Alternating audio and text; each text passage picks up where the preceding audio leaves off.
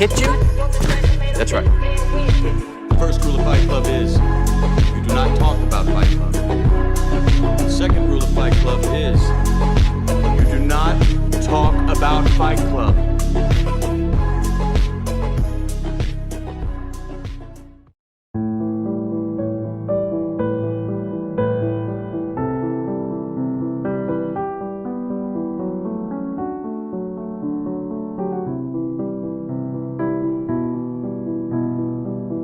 Kali ini kita bakal berusaha membahas sebuah film yang bagi saya memiliki makna filosofis yang sangat amat mendalam gitu. Namanya adalah Fight Club. Untuk kalian yang mungkin sudah pernah menonton film tersebut, kita bakal sama-sama berusaha mencari tahu lebih dalam apa sih yang bisa ditawarkan oleh film tersebut, khususnya dalam konteks esensi atau dalam konteks nilai yang terkandung di dalamnya gitu. Namun bagi kalian yang katakanlah belum pernah menonton film tersebut, ya tenang aja karena kita nggak akan membahas terlalu jauh atau terlalu luas tentang alur dari film tersebut. Pertama, ketika kita membahas film Fight Club itu sendiri, tentu keterkaitannya sangat amat erat dengan kehidupan sosial yang dijalani oleh kita sebagai manusia, khususnya mungkin para pria ya. Karena ketika kita melihat diri kita sendiri sebagai para pria, kita seringkali dilekatkan dengan tanggung jawab yang bahkan diri kita sendiri nggak tahu kenapa kita dilekatkan dengan tanggung jawab tersebut gitu. Kita sebagai laki-laki seolah nggak memiliki kebebasan yang cukup besar, khususnya ketika kita seringkali dipertemukan dengan hal-hal yang mungkin bagi masyarakat hal tersebut adalah kewajiban kita sebagai laki-laki. Ya, nggak menutup kemungkinan perempuan juga memiliki masalah yang sama sih, di mana perempuan dijejali oleh konsep-konsep yang mengharuskan seorang perempuan melakukan beberapa tindakan tertentu gitu. Namun karena topik utama dari film ini adalah Fight Club, ya ini sebuah film di mana karakternya rata-rata laki-laki, maka kita akan membahas secara tuntas nilai-nilai yang secara paksa dimasukkan ke dalam diri seorang laki-laki gitu. Karena dalam konteks perempuan juga sebenarnya kita udah cukup sering lah ya mendengar nilai-nilai yang membela feminisme itu sendiri. Namun dalam konteks pembelaan terhadap laki-laki, entah kenapa saya sangat amat jarang mendengarnya gitu. Karena laki-laki justru dipaksa untuk diam, justru kata-katanya nggak didengar dan dirinya seolah tetap diberikan kewajiban demi kewajiban atau diberikan sebuah tanggung jawab yang bahkan kebanyakan masyarakat nggak mau tahu hal itu gitu, gimana prosesnya seorang laki-laki menjalani kehidupannya, gimana beban pikirannya itu ditanggung gitu, gimana dirinya memikirkan hal-hal yang bakal terjadi di masa depan yang keterkaitannya sebenarnya bukan hanya tentang dirinya gitu. Kebanyakan laki-laki memikirkan bagaimana nasib keluarganya nanti, orang tuanya, kakaknya, adiknya mungkin. Kemudian ketika dirinya nanti sudah berkeluarga, istrinya, anaknya, sekolahnya gimana nanti anaknya dan lain-lain gitu. Semua yang dipikirkan, semua yang ada di dalam kepala laki-laki bukan hanya tentang ego atau bukan hanya tentang katakanlah nilai-nilai individualitas yang ada di dalam dirinya. Meskipun beberapa laki-laki memang masih kekanak-kanakan atau masih memikirkan nilai-nilai yang hanya memuaskan hasrat pribadi miliknya, namun kebanyakan kaum pria sebenarnya menanggung beban yang lebih besar dibanding dirinya sendiri, yakni memikirkan orang-orang terdekatnya. Oleh sebab itu, bersamaan dengan pembahasan kita tentang film Fight Club kali ini, kita akan berusaha mencari tahu lebih jauh identitas kita sebagai seorang manusia, khususnya seorang pria itu sejatinya harus seperti apa gitu. Apakah kita memang harus tenggelam di dalam kewajiban-kewajiban atau konsep-konsep yang ditanamkan ke dalam diri kita tentang laki-laki itu harus seperti apa dan menjalani jenis kehidupan tertentu? Atau kita justru bisa bebas atau kita justru bisa melampaui hal tersebut? Dalam film tersebut kita bisa melihat bahwa karakter utamanya adalah seorang laki-laki yang menjalani kewajibannya dengan baik gitu. Karakter utamanya seringkali membelikan dirinya sendiri sebuah perabotan atau furnitur tertentu yang bagi dirinya dapat mewakilkan identitasnya sebagai manusia, yang dapat mengangkat derajatnya sebagai manusia gitu.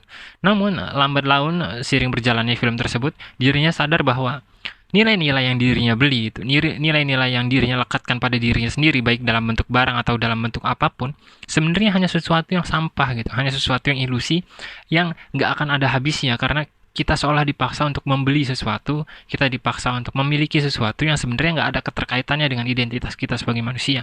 Namun masyarakat nggak mau tahu hal itu gitu. Masyarakat justru memberi rasa respect atau rasa hormat berlebih kepada orang-orang yang katakanlah memiliki nilai-nilai tertentu yang mampu untuk dibeli. Hal tersebut bisa kita lihat dalam kehidupan kita saat ini, bahkan di era modern abad 21 saat ini, orang-orang kaya yang pamer hartanya, orang-orang kaya yang katakanlah mempertontonkan mobil-mobilnya atau kemewahannya lah istilahnya, justru memiliki view yang banyak, justru memiliki penonton yang banyak. Entah kenapa jenis tindakan tersebut atau fenomena seperti itu menjadi tontonan tersendiri bagi orang-orang yang katakanlah ekonominya justru jauh di bawah orang yang pamer itu. Salah satu poin utama dari film Fight Club adalah mengkritik habis-habisan nilai konsumerisme, di mana kita sebagai manusia terus-menerus berusaha untuk melekatkan diri kita pada nilai-nilai yang kita beli gitu. Seolah ketika kita membeli sesuatu, maka nilai dari diri kita ditentukan oleh hal tersebut. Padahal ya masyarakat yang menuntut kita akan hal tersebut ya, yang menuntut kita untuk membeli dan melekatkan identitas tersebut pada diri kita agar kita memiliki derajat yang naik, nggak akan terlalu peduli ketika kita sudah mampu membelinya gitu. Mungkin awal-awal ya mungkin gitu, ketika kita katakanlah membeli sesuatu, maka orang-orang akan seolah mengagung-agungkan, mengatakan hal tersebut keren dan lain-lain. Namun lambat laun, pikiran-pikiran yang nggak ada habisnya dari masyarakat itu sendiri bakal kembali menagih sesuatu yang sebisa mungkin harus kita lakukan gitu. Oleh sebab itu, nggak akan ada habisnya ketika kita berusaha mendengarkan kalimat-kalimat atau harapan-harapan atau konsep-konsep yang berusaha ditanamkan oleh kepala-kepala masyarakat gitu. Ketika kita diberikan ide-ide tentang kehidupan yang baik itu seperti apa, ketika kita sebagai manusia atau sebagai laki-laki diharuskan menjalani jenis kehidupan yang seolah nggak ngotak gitu, yang seenak kepala mereka sendiri, kita harus menjalani jenis kehidupan seperti itu. Padahal di sisi lain, laki-laki pun memiliki sebuah perasaan gitu, memiliki pikiran yang katakanlah penuh dengan keriuhan, di mana dirinya terbagi antara keluarga, antara dirinya sendiri, antara mimpinya mungkin, antara nanti dirinya memiliki keluarga baru, di mana dirinya harus mengurus istrinya, di mana dirinya harus menafkahi anaknya dan lain-lain. Hal tersebut yang justru kurang dilihat atau kurang dipandang gitu, karena selama ini nilai dari maskulinitas pria hanya dinilai dari materi-materi yang berhasil dikumpulkan gitu. Bukan nilai-nilai pengetahuan, bukan nilai-nilai moral, bukan nilai-nilai di mana seseorang menjadi bijaksana ketika dirinya menghadapi masalah-masalah yang mungkin sedang dihadapinya gitu. Masyarakat seolah nggak mau tahu masalah yang dihadapi laki-laki itu seperti apa. Masyarakat tuh cuma mau tahu lu berhasil apa di dunia ini, lu berhasil beli apa, lu berhasil menciptain apa. Itulah sesuatu yang sebenarnya sangat amat memprihatinkan yang terjadi di era saat ini. Ketika seorang laki-laki yang sebenarnya nggak memiliki cukup banyak pembelaan gitu, nggak memiliki orang-orang yang katakanlah mendorong lebih jauh agar laki-laki itu memiliki semangat pantang menyerah, atau laki-laki itu sendiri memiliki gairah hidup yang lebih luas gitu. Itulah mengapa korban bunuh diri paling banyak itu ya laki-laki. Orang-orang yang sebenarnya menderita secara mental pun paling banyak ya laki-laki dibandingkan perempuan. Dan hal tersebut menjadi fakta bahwa beban yang ditanggung oleh laki-laki khususnya secara psikologis jauh lebih besar dibanding perempuan. Film Fight Club berusaha membuka tabir tersebut, di mana laki-laki sebenarnya bisa bebas, laki-laki bisa melakukan beragam tindakan yang sesuai dengan keinginannya, yang sesuai dengan hasratnya, yang sesuai dengan impiannya, yang sesuai dengan kebebasannya gitu.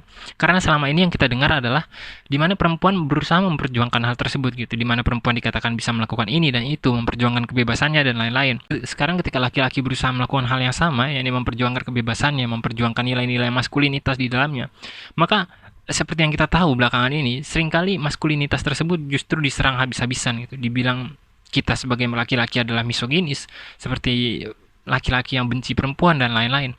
Padahal ya konsepnya nggak jauh beda sama feminisme itu sendiri, di mana laki-laki berusaha untuk melampaui kewajiban-kewajiban yang dimilikinya, di mana seorang laki-laki berusaha untuk melampaui tanggung jawab yang dimilikinya, untuk kemudian berusaha bebas atau untuk kemudian berusaha menggapai sesuatu yang lebih besar dibanding dirinya. Yang salah satunya adalah mimpi-mimpinya gitu. Yang salah satunya adalah hasrat-hasrat yang terpendam di dalam dirinya selama ini, yang terkubur bersama kewajiban-kewajiban dan tanggung jawab yang ditanamkan oleh masyarakat itu sendiri. Selain membahas konsumerisme dan nilai maskulinitas, film Fight Club juga membahas lebih jauh nilai filosofis bagaimana seseorang dapat hidup di tengah masyarakat sebagai sebuah identitas yang katakanlah autentik atau berbeda dengan masyarakat lainnya gitu. Ketika masyarakat pada umumnya katakanlah memilih untuk mengikuti arus, ada beberapa orang yang dapat menjalani jenis kehidupan lebih baik atau lebih menantang atau lebih membahagiakan ketika dirinya berhasil untuk melawan arus itu sendiri. Dan hal tersebut adalah jenis kehidupan yang sebenarnya jauh lebih hidup dibandingkan kebanyakan orang yang hanya mengikuti arus, yang terkadang hanya melahirkan kehidupan datar yang kebahagiaannya justru cenderung rapuh gitu, yang cenderung gampang sekali direnggut ketika orang tersebut katakanlah berjalan dalam kehidupan yang datar tersebut, maka kebahagiaan yang digapai olehnya hari itu besoknya udah bisa berubah lagi gitu, entah kesedihan, entah penderitaan, entah kekecewaan, entah rasa datar dan lain-lain. Sementara orang-orang yang katakanlah menjalani jenis kehidupan otentik atau orang-orang yang berusaha untuk melawan arus, kehidupan yang dijalaninya justru bisa lebih menarik gitu, bisa lebih seru, bisa lebih katakanlah kuat kebahagiaan yang digapai olehnya gitu. Karena kebahagiaan itu nggak ditentukan oleh masyarakat gitu. Dengan kata lain, kebahagiaan yang digapai oleh orang-orang yang memilih untuk menentukan jalannya sendiri nggak ditentukan oleh masyarakat bahwa kalau kalian mau bahagia itu harus seperti ini gitu. Karena ya seperti yang saya bilang di awal tadi, masyarakat bahkan sedalam itu gitu, private itu menjejali definisi-definisi kehidupan atau ideal-ideal kehidupan kepada seseorang gitu. Katakanlah ketika seseorang mau bahagia itu ya harus memiliki ini, harus mempunyai ini, harus menggenggam ini dan lain-lain. Sementara orang-orang yang berhasil lari dari sistem tersebut, yang berhasil lari dari cara-cara pandang masyarakat yang pada dasarnya ilusif dan sangat rapuh tersebut, justru dapat menjalani jenis kehidupan yang jauh lebih baik atau jauh lebih menantang dan jauh lebih otentik gitu. Dan di film tersebut juga sebenarnya sedikit banyak dijelaskan bahwa salah satu tantangan ketika kita memilih jalan kita sendiri, yakni kita nggak terpaku pada nilai-nilai yang telah diberikan masyarakat tentang definisi-definisi kehidupan itu seperti apa.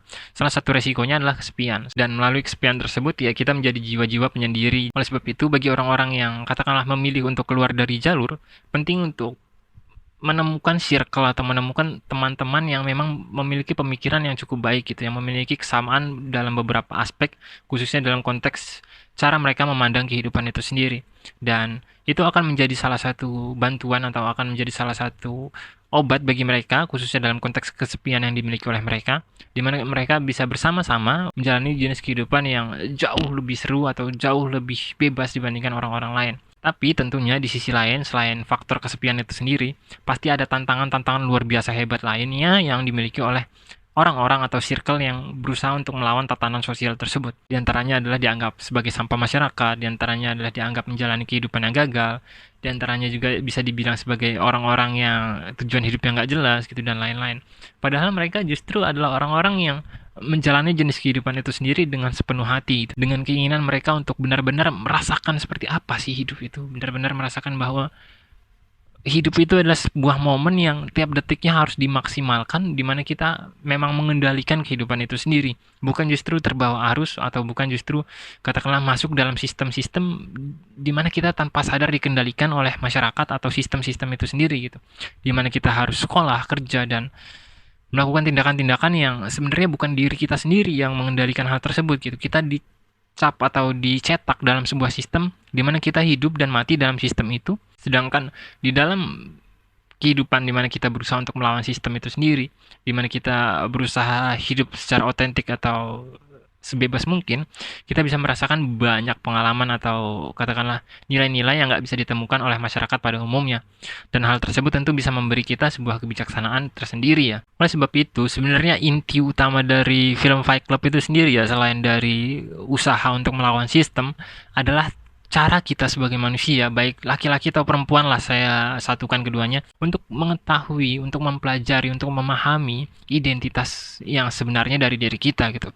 Yang seharusnya mampu kita nikmati, yang seharusnya mampu kita kendalikan sendiri dengan diri kita, yang nggak terpaku pada sesuatu yang bentuknya ilusif, di mana kita dipermainkan sebegitu hebatnya oleh kehidupan-kehidupan atau pola pikir dari masyarakat atau sistem itu sendiri yang merantai kita sebegitu kuatnya, sehingga pada akhirnya kita nggak paham kebahagiaan sejati itu seperti apa, kemudian kebebasan sejati itu seperti apa. Kita justru menjadi budak dari kehidupan yang sebenarnya memiliki kemungkinan-kemungkinan bagi diri kita untuk kita merasakan sesuatu yang melampaui keberadaan kita itu sendiri gitu, khususnya dalam konteks-konteks spiritual. Dalam film tersebut juga dijelaskan dilema ketika seseorang berada di dalam dan di luar sistem sekaligus gitu, ketika dirinya katakanlah sedang berusaha mengikuti arus masyarakat namun sedikit banyak dirinya sadar bahwa ia memungkinkan untuk bebas, maka lahirlah kecenderungan kepribadian ganda seperti yang dimiliki oleh pemeran utama dari film tersebut. Ketika kita nggak memiliki kontrol yang cukup baik akan kesadaran kita, ya kita jadi bingung kita ini hidup di arah yang mana, apakah kita mengikuti arus atau kita melawan arus gitu. Jujur saya sendiri pernah memiliki katakanlah perasaan yang serupa ketika saya beberapa tahun yang lalu mengalami gangguan kecerdasan mental, dan pada akhirnya ketika saya ke psikiater di Semarang waktu itu, hasilnya ya kecenderungan saya adalah bipolar dan anxiety disorder. Kemudian dari situ saya mulai berusaha memahami dan mendalami penyakit saya itu sendiri, kenapa kok bisa tercipta, dan kemudian lahirlah kesimpulan bahwa ya saya menjalani jenis kehidupan di mana sebagian dari diri saya ingin bahwa saya bebas gitu. Sebagian dari diri saya masih terpaku pada sistem-sistem itu sendiri, masih terpaku pada nilai-nilai yang masyarakat bentuk. Dan kalau ditanya saat ini bagaimana, well, ya seperti yang sebelumnya telah kita bahas, di sisi lain saya menjalani jenis kehidupan bebas versi saya. Di sisi lainnya ya saya paham bahwa ada poin-poin yang hidup di tengah masyarakat yang saya nggak bisa menggeser hal tersebut dengan instan gitu. Tapi saya berusaha untuk berbaur atau katakanlah berkamuflase di dalamnya sehingga saya tetap terlihat sebagai bagian dari masyarakat dengan mematuhi nilai-nilai moral di dalamnya, dengan mematuhi etika di dalamnya mungkin. Yang kemudian menjadikan saya sebagai seseorang yang terkesan menggunakan topeng di tengah masyarakat gitu, yang mungkin terkesan munafik bagi masyarakat itu sendiri kalau memang mereka paham ya, karena saya menjalani jenis sesuatu yang sebenarnya bukan diri saya gitu, karena diri saya sebenarnya ya saya ingin merasakan nilai-nilai yang sangat amat luar biasa yang mampu untuk ditawarkan oleh kehidupan itu sendiri, yang melampaui keberadaan saya, yang salah satunya adalah membuat channel ini. Sekian kausalitas yang Ning, sampai jumpa.